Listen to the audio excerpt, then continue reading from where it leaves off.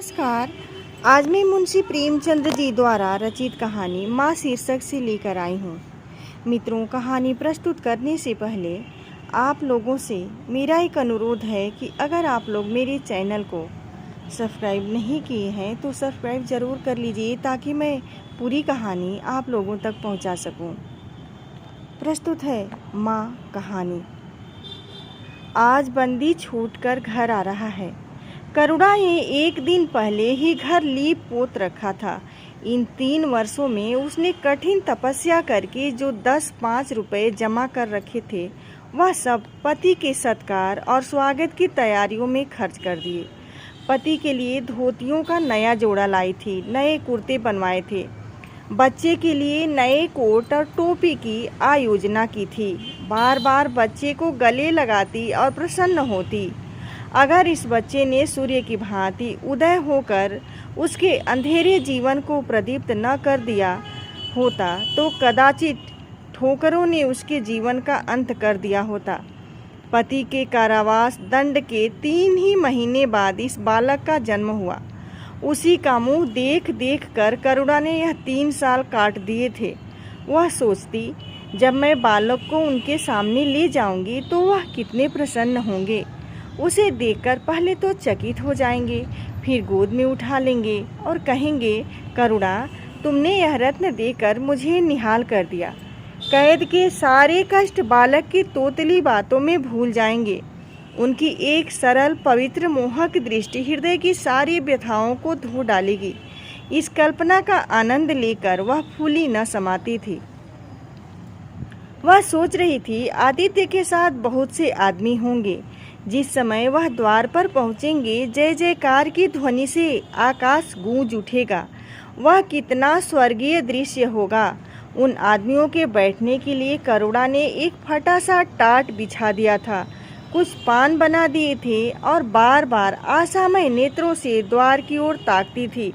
पति की वह सुदृढ़, उदार, तेजपूर्ण मुद्रा बार बार आंखों में फिर जाती थी।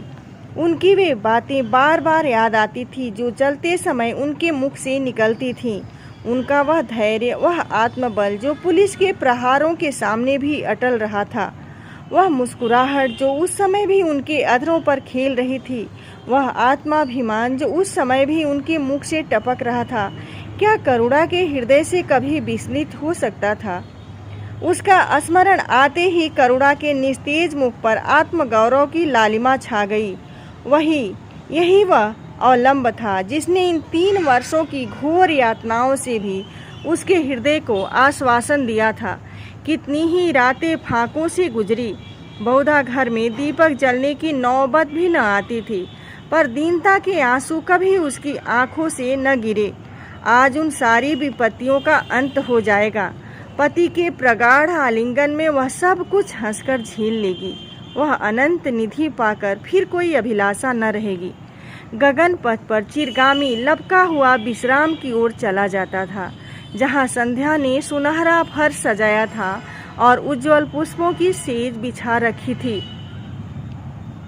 उसी समय करुणा को एक आदमी लाठी टेकता आता दिखाई दिया, मानो किसी जीर्ण मनुष्य की वेदना धनी हो। पग पग पर रुक रुक कर खांसने लगता था। उसका सिर झुका हुआ था। करुणा उसका चेहरा न देख सकती थी, लेकिन चाल ढाल से कोई बूढ़ा आदमी मालूम होता था।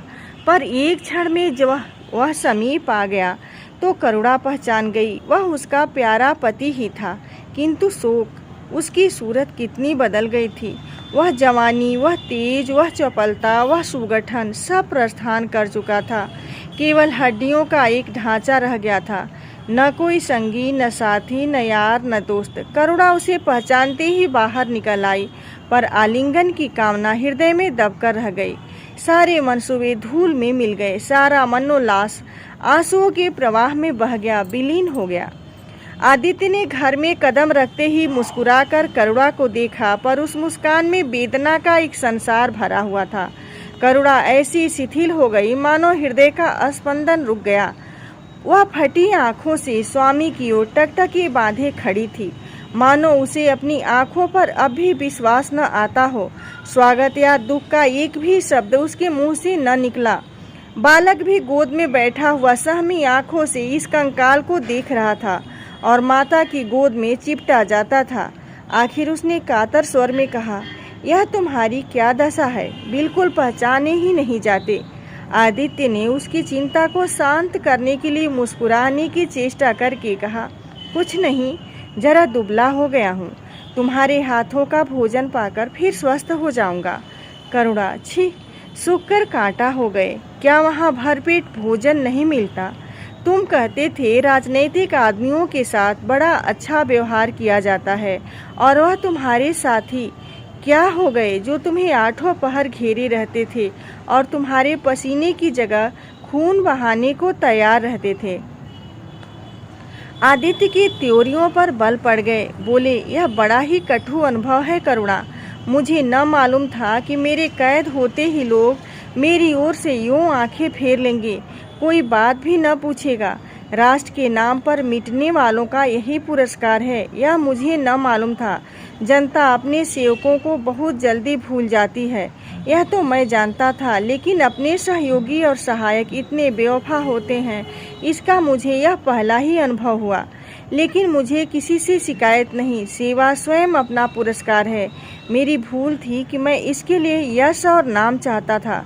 करुणा, तो क्या वहाँ भोजन भी न मिलता था? आदित्य, यह न पूछो करुणा, बड़ी करुण कथा है।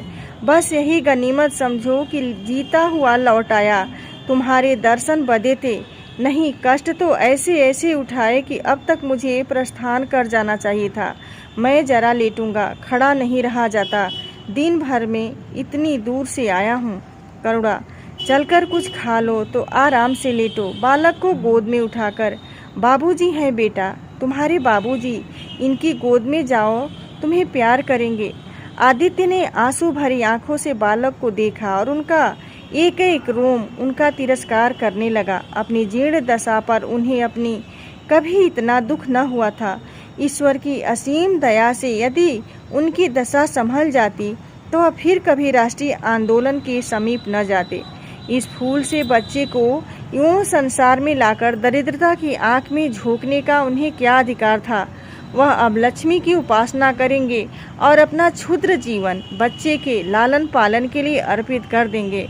उन्हें इस समय ऐसा ज्ञात हुआ कि बालक उन्हें उपेक्षा की दृष्टि से देख रहा है, मानो कह रहा है, मेरे साथ आपने कौन सा कर्तव्य पालन किया? उनकी सारी कामना, सारा प्यार बालक को हृदय से लगा देने के लिए अधीर हो उठा, पर हाथ फैल न सके, हाथों में शक्ति ही न थी। करुणा बालक को लिए हुए उठी और थाली में कुछ भोजन निकाल कर लाई। आदित्य ने क्षुधापूर्ण नेत्रों से थाली की ओर देखा, मानो आज बहुत दिनों के बाद कोई खाने की चीज सामने आई है।